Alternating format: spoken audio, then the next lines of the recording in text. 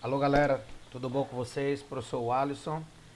E a gente vai dar início aqui à nossa aula de História Geral com vocês, uma aula que seria destinado para o vestibular da Nova FAP, mas a gente foi surpreendido com o informe da Nova FAP que agora vai ser tudo via nota do Enem. Mas, como a nossa aula já estava agendada, o Clemilson pediu para que eu continuasse a gravação da aula, porque como vocês vão prestar outros vestibulares, isso aqui vai ser um suporte bem interessante, porque eu peguei um material, meninos, aqui, um conteúdo, eu peguei, obviamente, que o conteúdo lá da Nova FAP, então a Nova FAP, ela trazia o quê?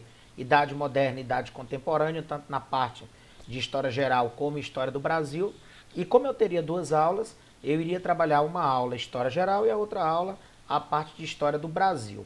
Então, nessa aula que eu vou ter com vocês aqui, que vai servir para a vida de vocês, em outros concursos vestibulares que vocês forem fazer, eu fiz uma evolução histórica da Idade Moderna, finalzinho da Idade Média, início da Idade Moderna, até a Segunda Guerra Mundial. Então eu coloquei de forma linear todos os grandes acontecimentos históricos, desde a transição ali da Baixa Idade Média até a Segunda Guerra Mundial.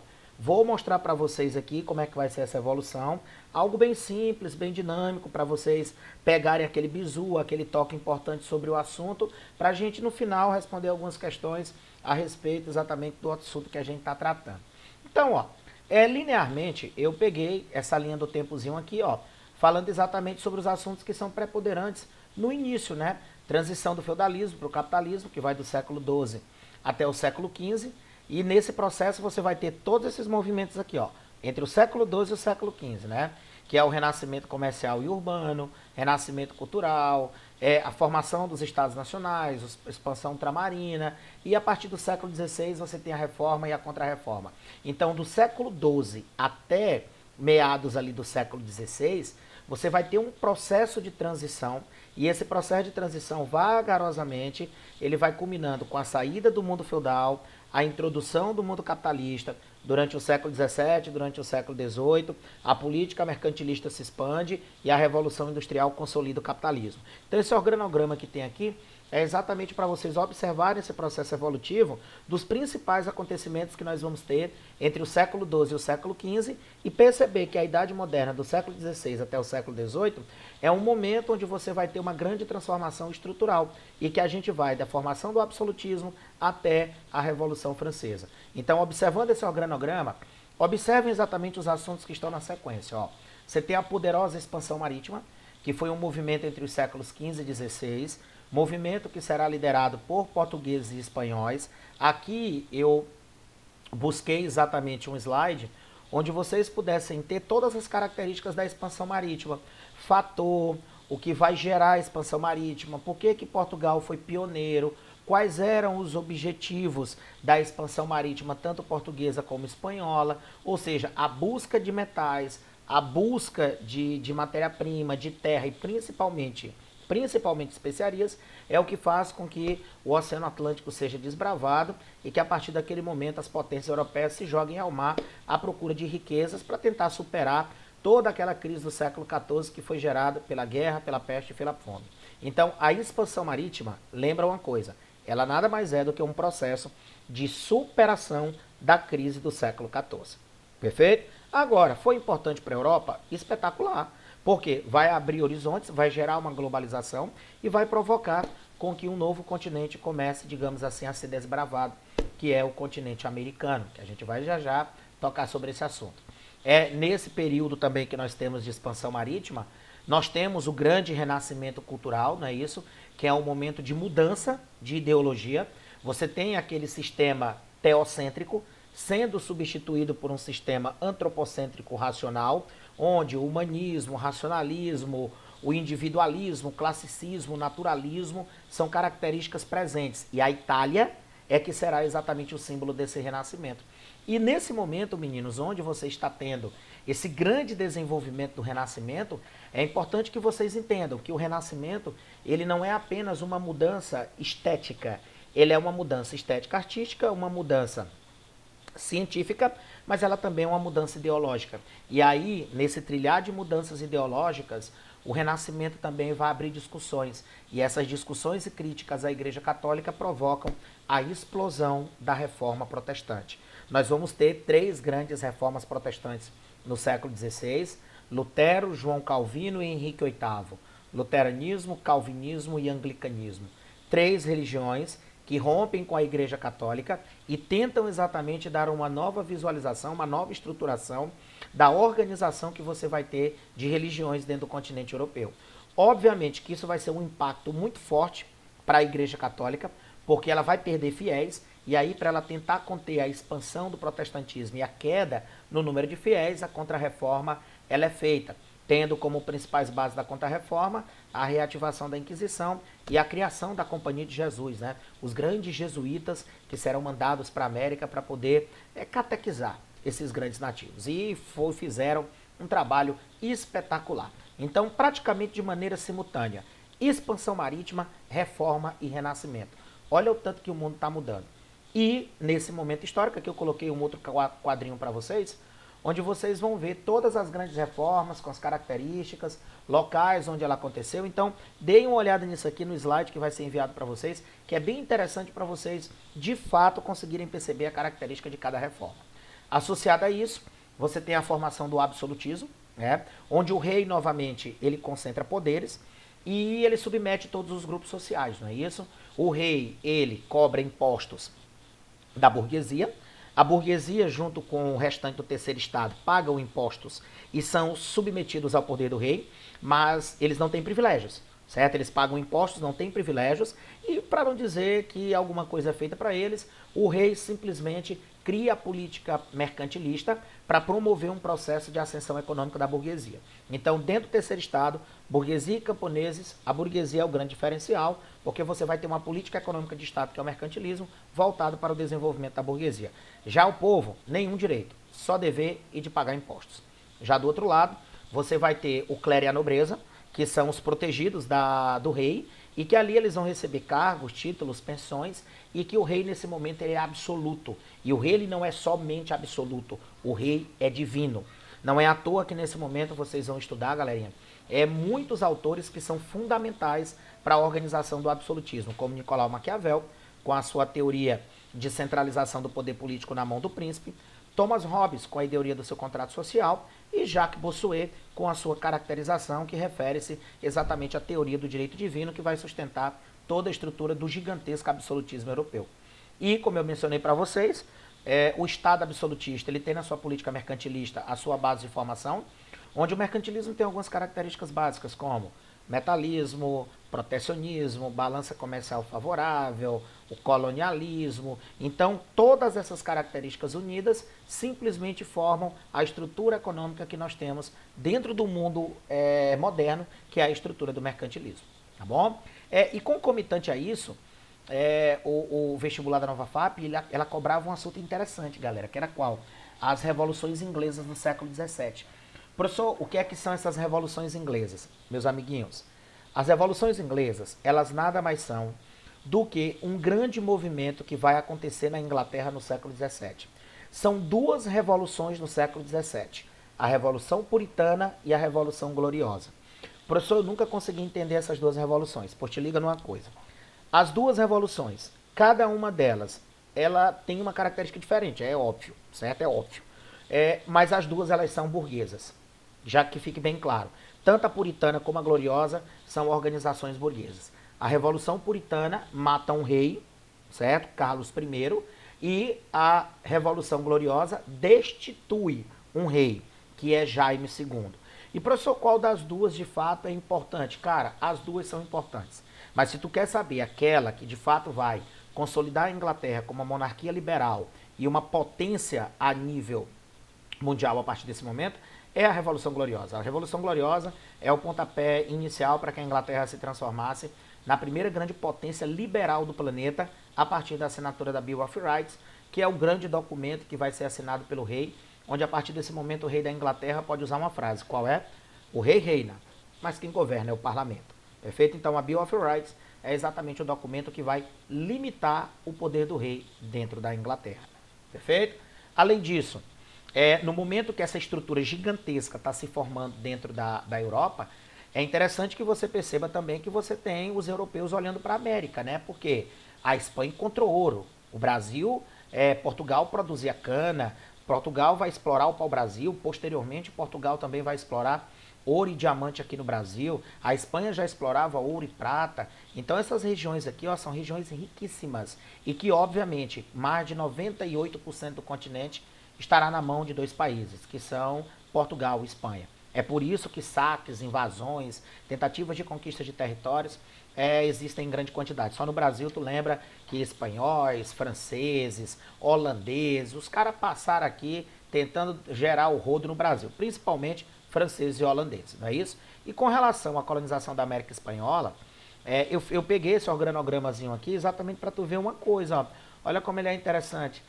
Os povos pré-colombianos, os dois que são destruídos pelos espanhóis, porque de fato são três grandes povos pré-colombianos, que foram quais? Os incas, os astecas e os maias. Só que astecas e incas são aqueles povos que definitivamente são destruídos pelos espanhóis, porque os maias praticamente quando os espanhóis chegaram aqui, eles já estavam mortos, tá? A briga entre as cidades-estados destruiu os maias. E os fatores que levaram à conquista, eu coloquei tudo aqui, ó. Superioridade bélica, mitos e crenças dos povos pré-colombianos, que acharam que os europeus eram seus deuses, as doenças, tá? Que também matou muito, e a aliança com povos subjugados, que simplesmente vai formar milícias, exércitos, para poder destruir os povos conquistados.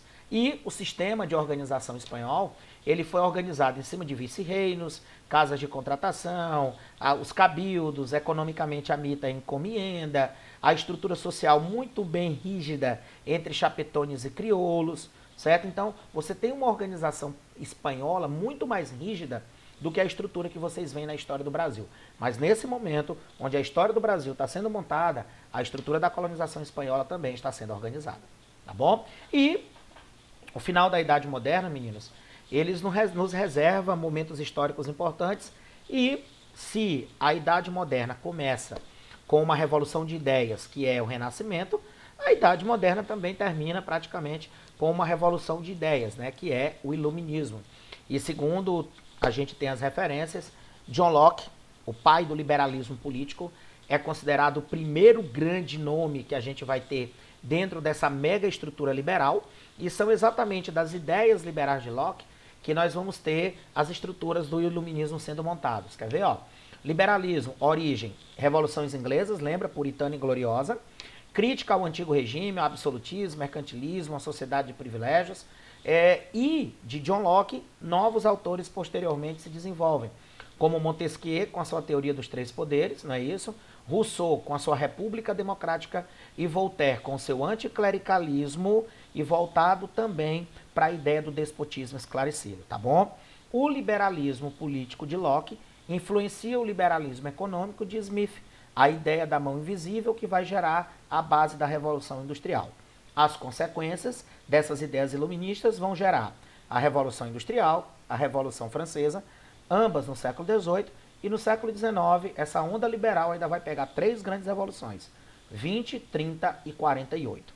E também aqui, vindo para a América, o iluminismo ele é vital para a independência dos Estados Unidos, tanto tal que a Carta de Independência Americana é o primeiro documento na América com característica iluminista, e também a independência da América Latina, né, que tem como base do iluminismo a sua base de formação. Então tu percebe que o iluminismo ele é fundamental tanto para o continente europeu como também para o continente americano, tá bom? E aí, falando de Estados Unidos, a independência deles, ó, a independência americana é um contexto ali de desagregação do sistema colonial, onde as 13 colônias elas se rebelam contra a sua metrópole, e o motivo da rebelião vai ser aumento de impostos, então não tem o que vocês duvidarem, não interessa se é Brasil, não interessa se é América Espanhola, se é América Portuguesa, em todo lugar onde nós tivemos rebeliões que levaram à independência desses países, é motivado principalmente pela questão do aumento de impostos, tá bom? Revolução Americana, professor, por que ela é importante?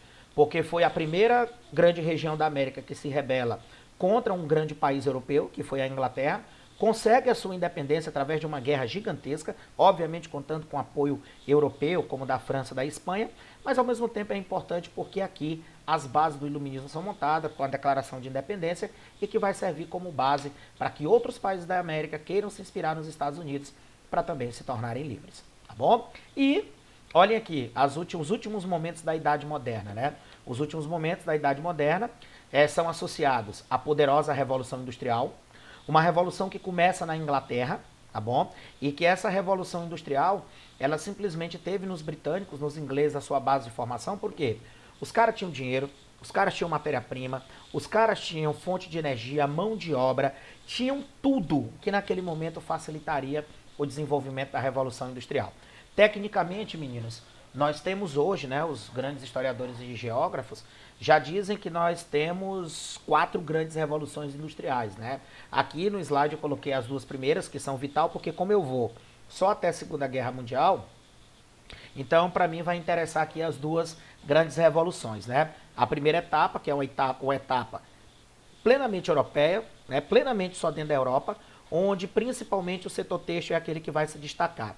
Na segunda etapa, com o surgimento do petróleo, do vapor e de tantas outras invenções, nós vamos ter a expansão da Revolução Industrial, com o surgimento de novos setores como metalurgia, petroquímica, a indústria automobilística, né? Invenções como telégrafo, rádio, cinema, dinamizam, fazem com que a vida se torne, digamos que assim, mais dinâmica. Nascem teorias de produção, como o Fordismo, como o Taylorismo, nascem os grandes conglomerados capitalistas, né? Cartéis, trustes, holdings, então tudo começa a ser montado por aí. E aí, meninas, as grandes consequências, né? Econômica, que é obviamente o fortalecimento do capitalismo e da burguesia.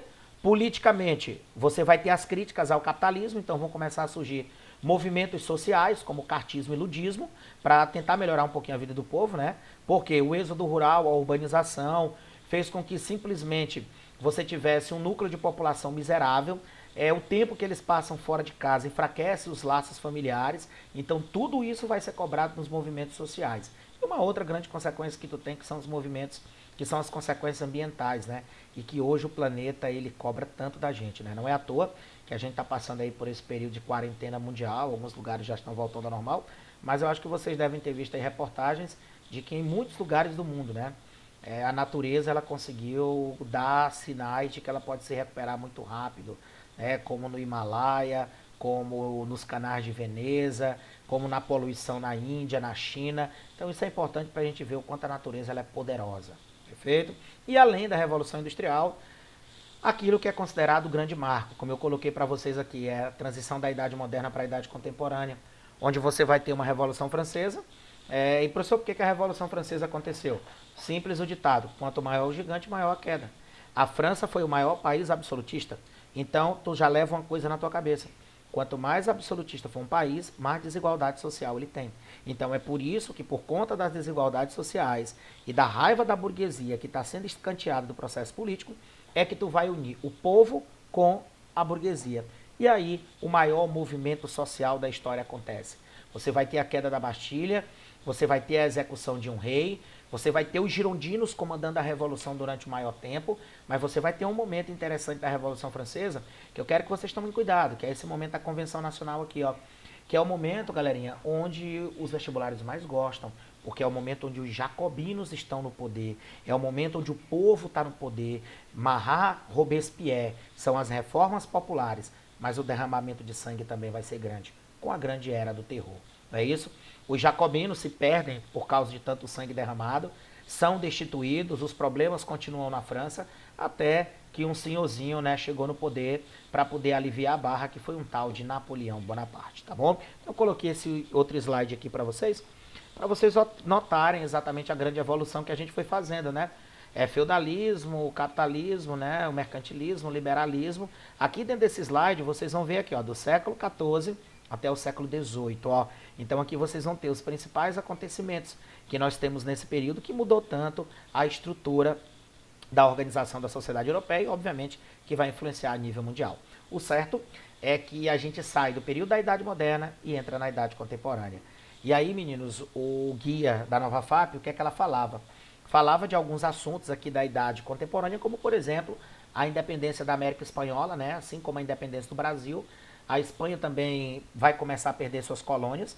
Nós vamos ter movimentos separatistas por todo lugar.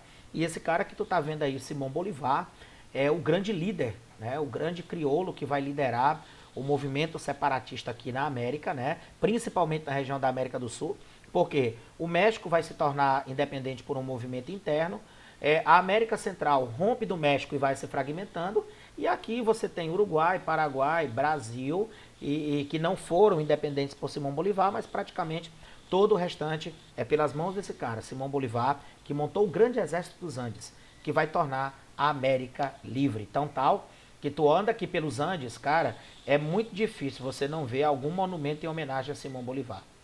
É muito difícil mesmo, porque ele é considerado o maior líder revolucionário de independências do continente americano. Perfeito?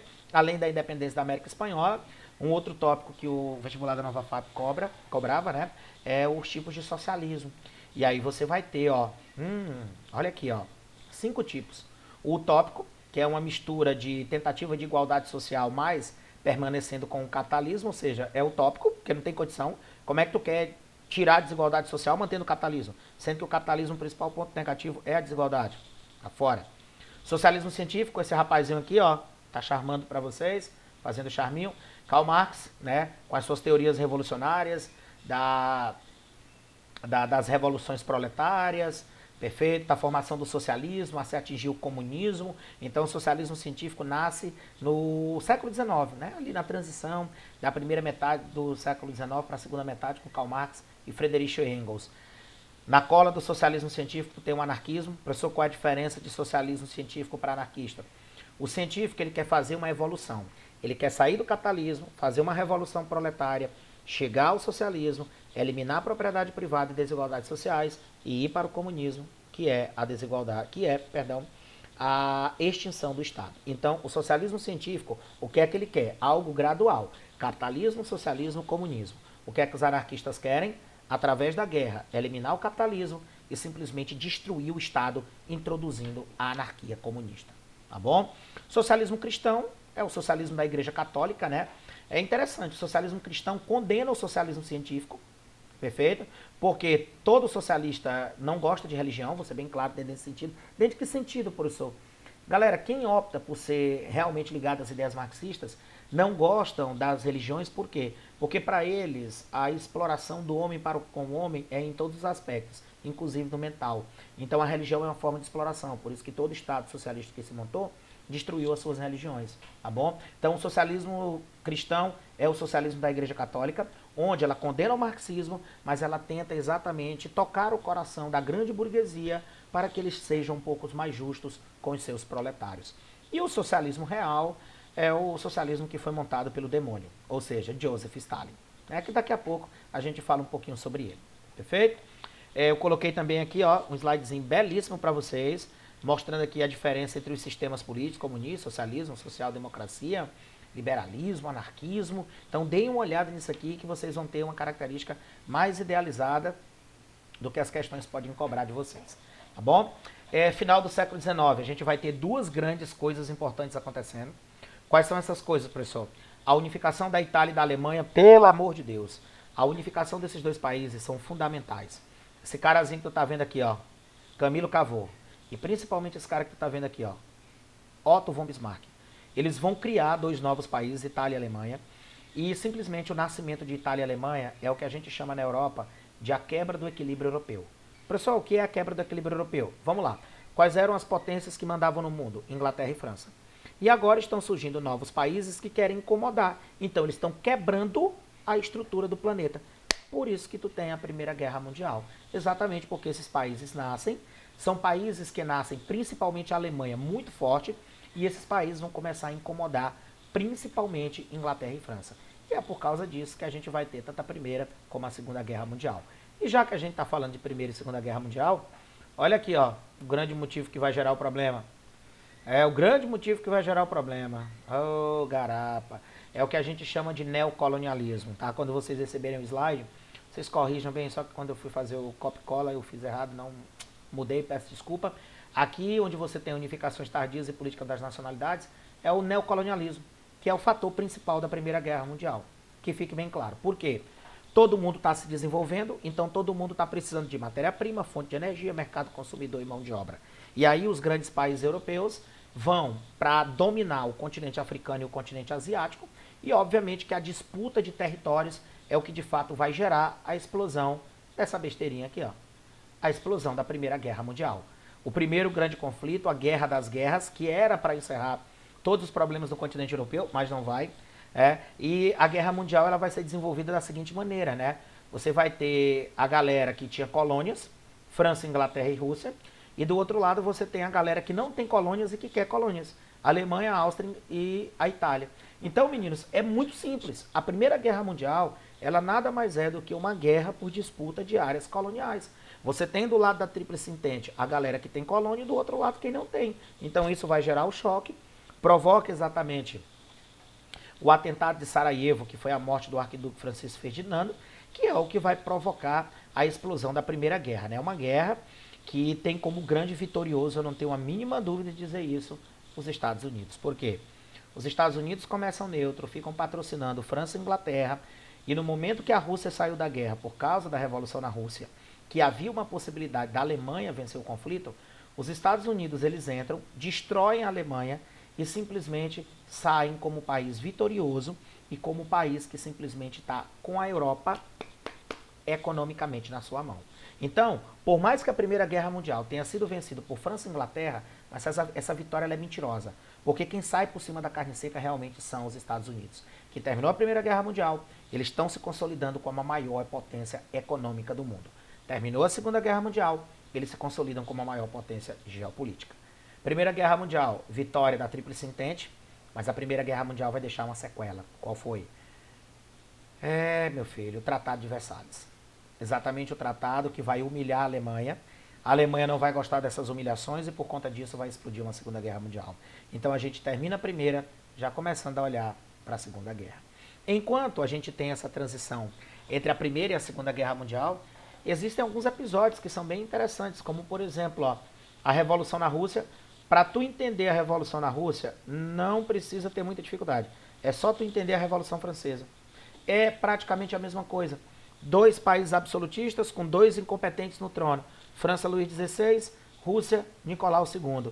Os caras não conseguem fazer reformas, o país se afunda na desgraça, crise econômica, crise política, crise social, e no meio desse turbilhão ainda entram em guerra. O Luís XVI patrocinou a independência dos Estados Unidos, que foi vital para destruir as finanças do Estado francês, e o Nicolau II não tem o que fazer, vai entrar numa guerra contra o Japão e depois só na Primeira Guerra Mundial. E aí a Primeira Guerra Mundial, meu filho, é o que destrói a estrutura do czarismo, fazendo com que nós tivéssemos duas revoluções em 1917.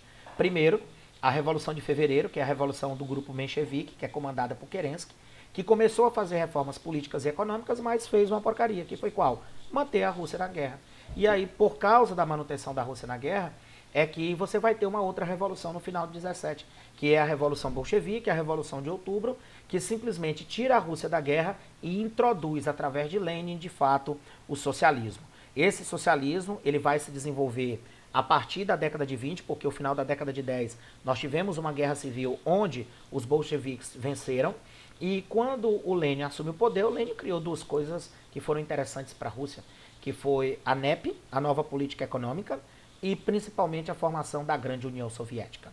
Lenin morre, vítima de um AVC, disputas políticas entre Trotsky e Stalin chegam ao máximo, e ao final Stalin sai vitorioso, sendo eleito como chefe do Partido Comunista e como presidente da União Soviética. E aí Stalin planifica a economia da União Soviética com os seus grandes planos quinquenais, mas ao mesmo tempo Stalin criou um dos maiores regimes sanguinários da história. O socialismo, que vai ser montado por Stalin, não é socialismo científico, não é utópico, não é socialismo cristão, não é socialismo anarquista, é o socialismo real. Professor, o que é o socialismo real? É um socialismo autoritário. Ou seja, a figura do líder é quem manda e ele mata quem ele quer. Certo? Ele está com todo o poder concentrado na mão. A ditadura de Stalin foi uma das maiores ditaduras da história da humanidade. Só Stalin conseguiu matar aproximadamente cerca de 60 milhões de pessoas. Só isso. Então, todos os países que na sequência se transformaram em socialista tiveram Stalin, tá bom? A sua grande formação. E foi assim, dessa maneira, que a Revolução Russa ela se desenvolve a partir de Lenin, Stalin, aí Khrushchev, Brezhnev, chegando até Gorbachev, que é quando em 91 Gorbachev é destituído para que a União Soviética caia e a ruptura das repúblicas de fato ocorra. Além da Revolução na Rússia, um outro assunto que o vestibular da Nova FAP estava cobrando, a poderosa crise de 29, que é a crise que vai acontecer nos Estados Unidos. E, professor, por que essa crise acontece? Bom, de acordo com os dados que nós temos, a crise aconteceu porque os Estados Unidos era a maior potência do mundo, todo mundo subjugado a ele. E aí, meu filho, quando você tenha só apenas um país que domina tudo, se aconteceu algum problema com esse país, todo mundo quebrou. E, professor, o que foi que aconteceu com os Estados Unidos? Produziu muito e não tinha tanto consumo. Professor, por que não tem tanto consumo? Primeiro, porque o mercado interno americano era restrito pelo baixo poder aquisitivo da população e também porque a Europa se recuperou depois da Primeira Guerra Mundial e aí reduziu o consumo. Aí tu soma superprodução com um subconsumo, produz mais e consome menos. Isso vai dar problema, porque isso vai gerar queda de preço provoca falência, falência provoca queda de ações quebra o sistema financeiro, destrói os bancos e simplesmente derrota e destrói todo o sistema capitalista. Ou seja, o liberalismo que foi montado por Adam Smith quebra exatamente na poderosa crise de 29. A crise se tornou mundial porque todo mundo dependia direto ou indiretamente dos Estados Unidos, mas os Estados Unidos tentaram reverter o problema, né? Com a criação do New Deal, o plano econômico do período, que foi apresentado pelo presidente Franklin Delano Roosevelt e teve como grande mentor John Maynard Keynes, por isso que o nome do New Deal também pode ser chamado de política keynesiana, onde a partir desse momento os Estados Unidos eles vão promover um processo de intervenção estatal na economia.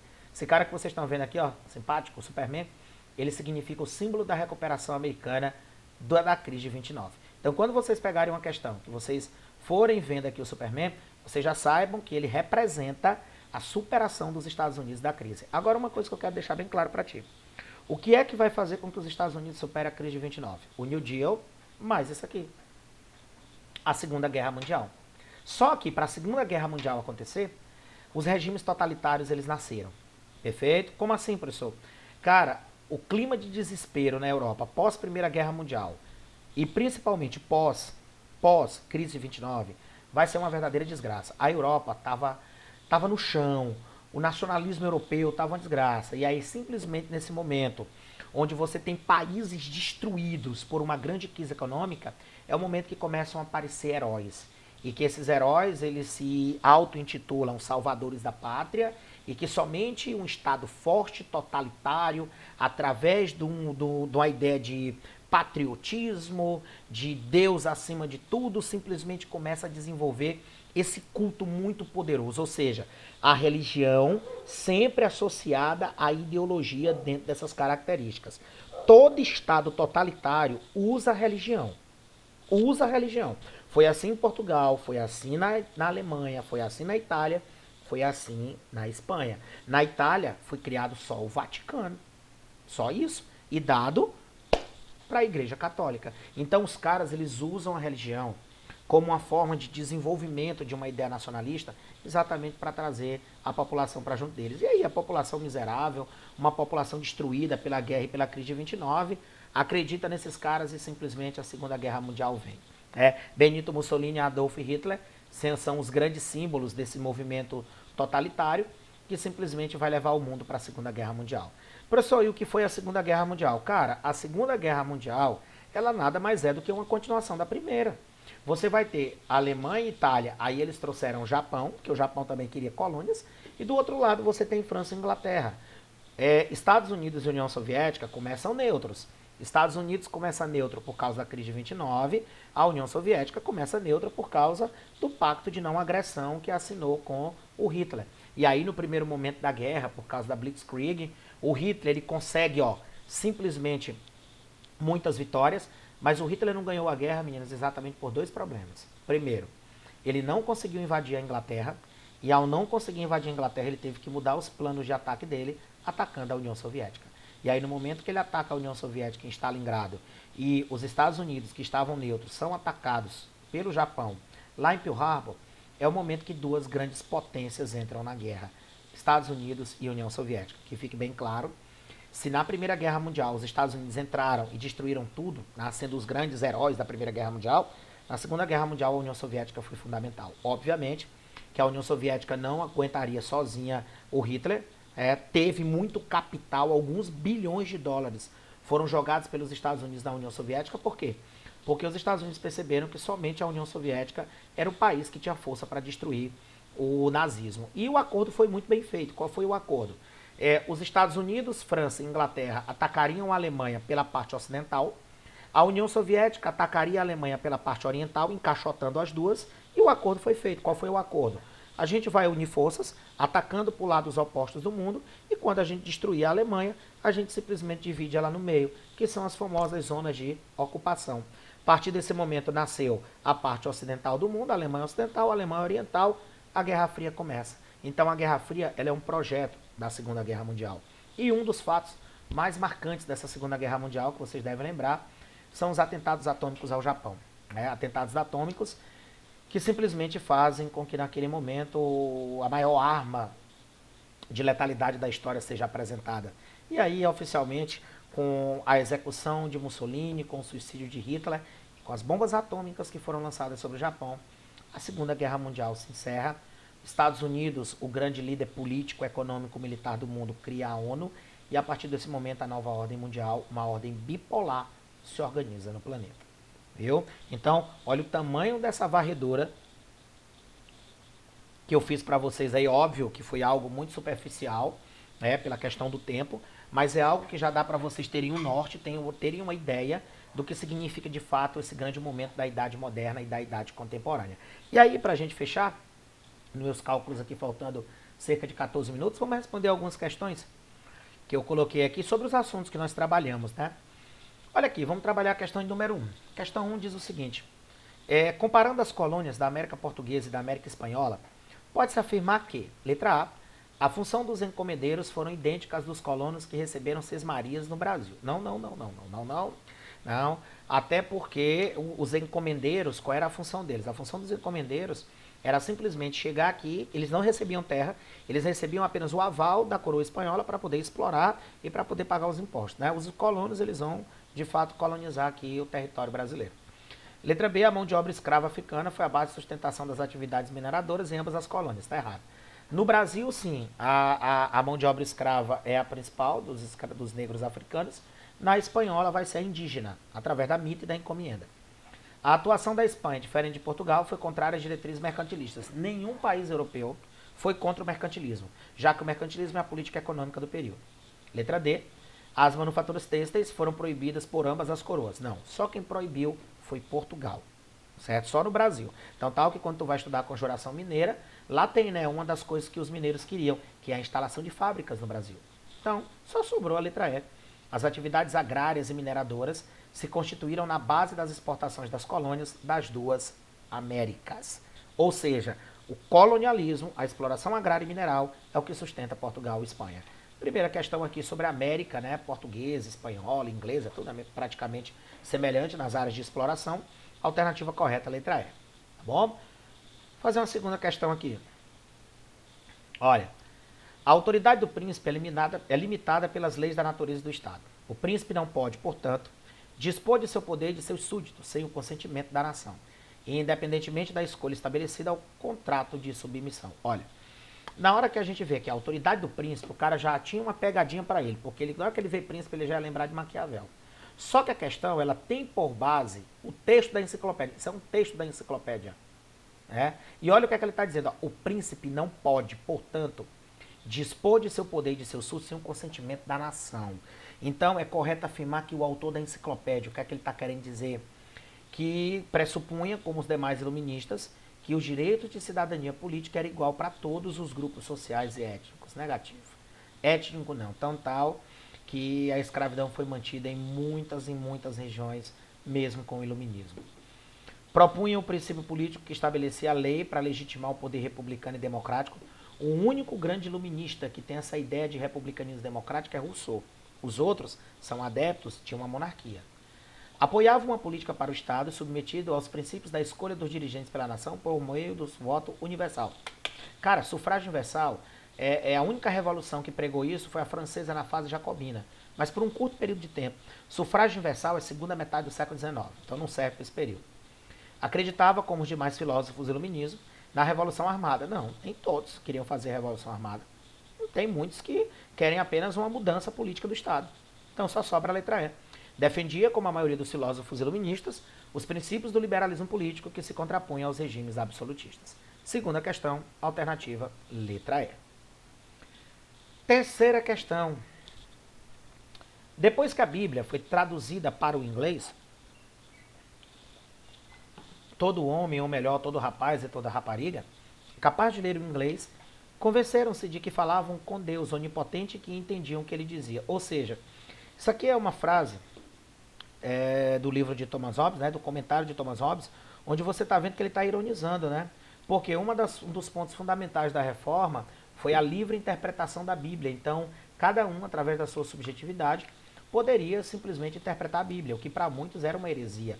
Então, o que Hobbes está fazendo aí, meninos, nada mais é do que ironizando uma das consequências da reforma, que levou ao livre exame da Bíblia e à alfabetização dos fiéis. Então você perceba o quanto Hobbes é elitista, criticando exatamente essa ideia de alfabetizar fiéis, para que a Bíblia possa ser traduzida, para que eles possam ler e entender as passagens do grande evangelho. Então observem como existe também essa questão bem complexa, né, de classes sociais ainda presente dentro da Idade Moderna, que é um momento histórico assim, onde esses grupos começarão a entrar em choques. Então, terceira questão, Thomas Hobbes fala aqui sobre a sua ironia, as reformas e a questão da livre interpretação da Bíblia.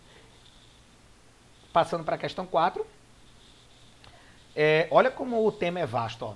Da independência dos Estados Unidos, da Revolução Francesa e do processo de independência da América. Pô, são 3 grandes movimentos. Pode-se dizer que todos esses movimentos decidiram implementar a abolição da escravidão. Estados Unidos foi mantido, Brasil foi mantido, a França, só os jacobinos tiraram, mas depois volta. Então tá tudo errado. Tiveram início devido à pressão popular radical. Negativo, são movimentos elitistas burgueses. Ou é burguês ou é de latifundiário. Letra C, conseguiram com o apoio da burguesia ilustrada viabilizar a Revolução Industrial. Não. Na América Espanhola, tu tem Revolução Industrial? Tem. Países agrários. A França só foi se industrializar com Napoleão. Errado. Adotaram ideias democráticas. Outro erro. Democracia é uma palavra muito, mas muito jovem. Depois da Grécia Antiga, tu só ouve falar de democracia no mundo, no século XX, principalmente pós Segunda Guerra Mundial. E só sobrou a letra E. Sofrem influência do iluminismo, mas variaram no encaminhamento das soluções políticas. Perfeito. Estados Unidos se transformou numa república, a França entregou o poder para Napoleão e a América Latina simplesmente se transformou em estados fracos, dominados pelos grandes senhores de terra, os grandes caudilhos que ficaram dependentes à mercê da grande Inglaterra e sua economia pulsante. Alternativa, letra E. Questão de número 5. No final do século XIX, a Europa Ocidental torna-se teatro de atentados contra pessoas e contra os bens.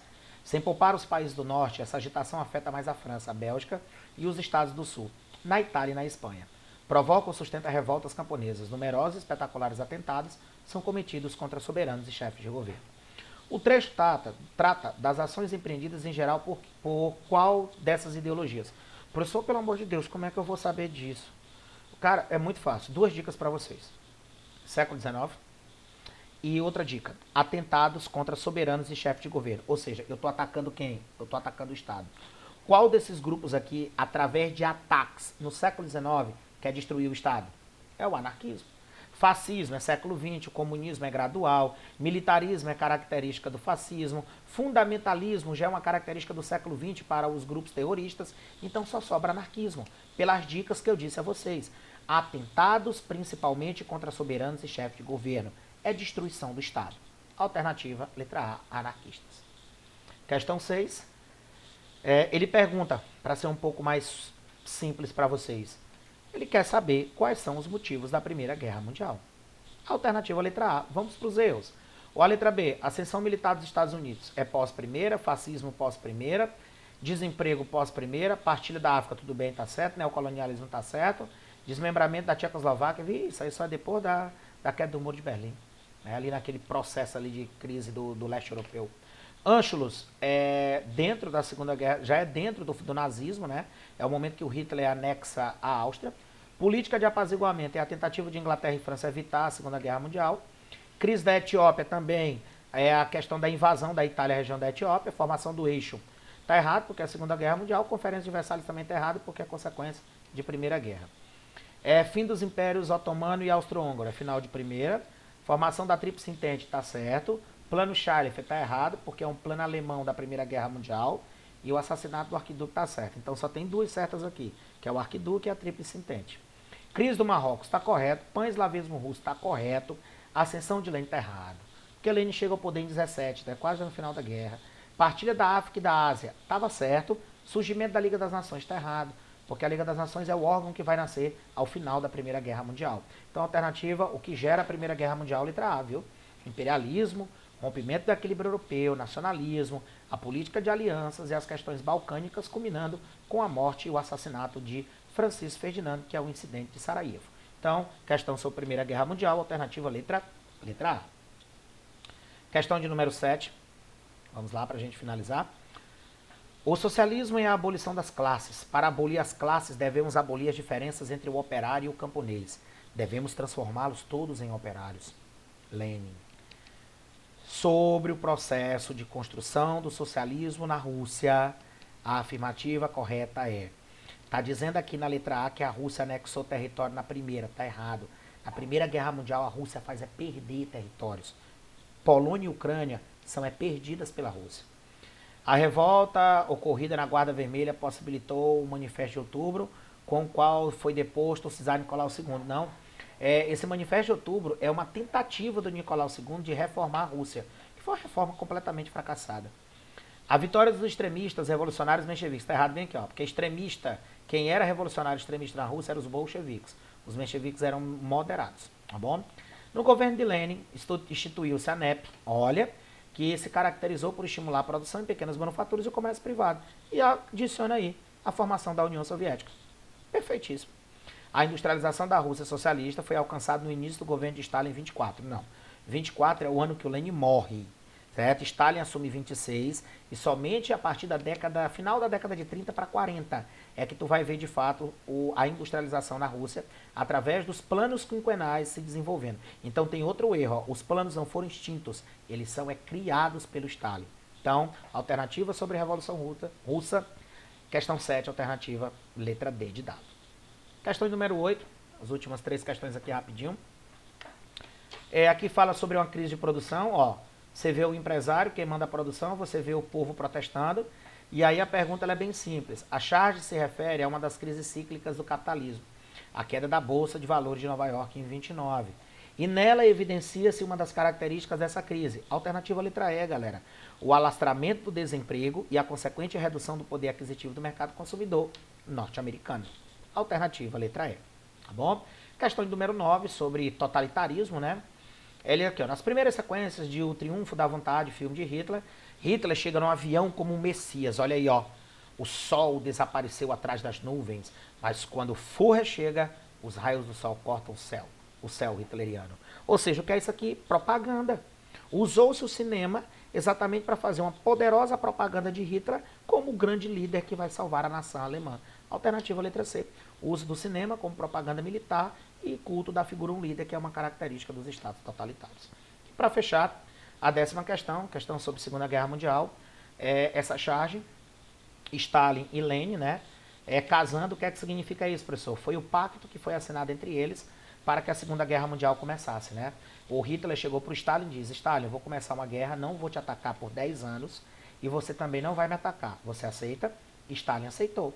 Então, no momento que Stalin aceita durante 10 anos nem ser atacado e nem atacar, eles fizeram um pacto militar, e onde esse pacto militar faz com que Hitler comece a Segunda Guerra Mundial e, ao mesmo tempo, a pobre Polônia foi simplesmente partilhada e dividida entre os dois maiores líderes autoritários do século XX, Stalin e o Hitler. Não é à toa, meninos, que a mortalidade na Polônia foi gigantesca. O maior campo de concentração polonês que nós temos, o maior campo de concentração nazista é na Polônia, que é o campo de Auschwitz. Stalin, quando chegou lá, também chegou matando muita gente. Então, são dois dos maiores demônios que a gente tem na história, um de esquerda, outro de extrema direita, para você ver como o autoritarismo ele não tem viés. Ele pode ser tanto de extrema esquerda, tanto de esquerda como de extrema direita. Perfeito? Então, a alternativa correta, Décima questão, letra A, assegurou a aliança militar entre os dois países durante a Segunda Guerra Mundial e a partição da Polônia. Então aqui eu me despeço de vocês, agradecendo aí pela paciência. Nossa aula aí bem dinâmica, falando de vários assuntos simultâneos, respondemos várias questões. Espero que essa aula possa ser muito útil para vocês, perfeito? E qualquer dúvida que vocês tenham, amanhã a gente tem... Amanhã não, amanhã é quinta-feira, né? Exatamente. Na quinta-feira a gente tem um horáriozinho de tirar dúvida, o plantão 8 horas da noite, onde eu estarei disponível para tirar essas dúvidas de vocês, tá bom? Então me despeço de vocês, desejando boa sorte, saúde para todo mundo. Grande abraço. Valeu, galera!